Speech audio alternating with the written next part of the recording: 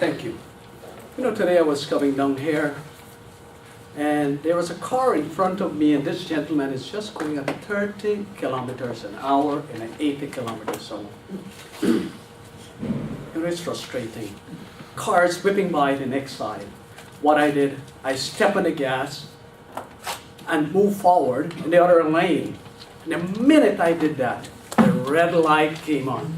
I had to step on the brake. The car rolled up next to me. I said, "Hey, Jay, how you doing? I'll see you at Toastmasters today." I feel like a fool. We're all here at the same time. Fellow Toastmasters, chairperson, and guest. I was 35 years old, working as a realtor from 5 a.m. until 11 p.m. at night.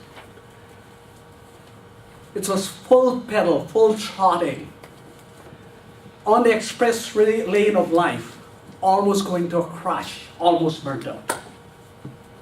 And then something miraculous happened. I went to a RE/MAX convention, and I found out that I won a trip to the Bahamas. I was forced to step on that brake because I had to bring everything to a halt to go on vacation.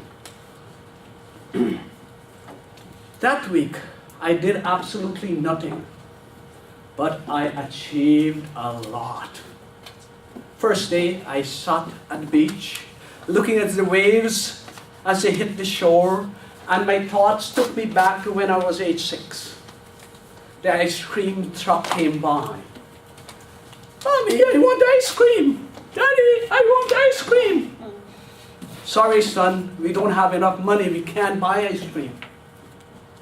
You know, eventually, we'll leave the shores of Guyana with all the wealth behind. I came to one realization. Wealth is like our dear breath. In one deep breath, we want it. But soon in life, in another breath, we have to let it go. The next day, I discover love. I sat in the Bahamian suite with my children and my loving wife. My little 3-year-old gave me a gentle kiss on the cheek. My heart melted when she fell asleep in my arms. I discovered that love is the bond to a happy relationship. It's that same bond that hold a community, a country, the world, and the universe together. That night, I received another kiss. Dear friend. Third day, I went for a walk along the beach. I met Sydney. Sydney bending over, looking curiously as ants carrying loads heavier than himself, all in a straight line to their nest. I sat beside him. Sydney told me that he came from a very wealthy family, but his dad was very controlling. He ran away at 17, joined a gang, and almost worked his way up to the top. He was shot twice. But he survived.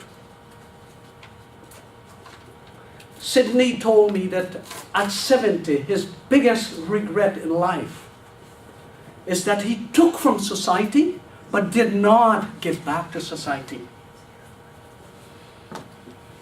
As I sat there, I realized how simple life is. He will beg in the day a pint of rice, a piece of meat.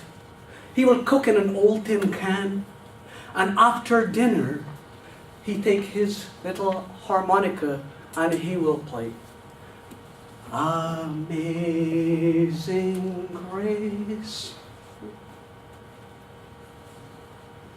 I told Sydney that when I return back to Toronto, I'm going to buy a BMW. He looked at me, he held my hand, he said, "Son, but you already own a BMW." I was confused. He said, "This body of yours is your BMW on this earth, and it must take you through the journey. You take care of it." because you just cannot replace parts. I took his advice. I told Sydney that I am a salesman. I sell homes in Toronto. And I gave him my sales pitch. After I was done, he said gently, son, one word of advice. I would like you to be as gentle as the valleys and not as mighty as the hills, because everything on the top of the hill drains the valley. If you remain a servant and serve, you don't have to worry about your sales pitch. And I took that advice. I told him also that, you know what, I was close to burning out, that I'm really worried that what will happen to me. Same time, an older gentleman was walking along the beach. He's plodding along. Every so often he stopped on his, and he looked around. Sydney was looking at this man curiously. He said, son, do you know what that man is doing? I said, yeah, he's old and of course, we don't have enough energy, so he's taking a break. He said, no, he's almost reaching the end of his life journey and he's trying to press on the brake, he is slowing down. He said, do me a favor, take the collector lane through life. Say no to more and say yes to less, and your life will be happier.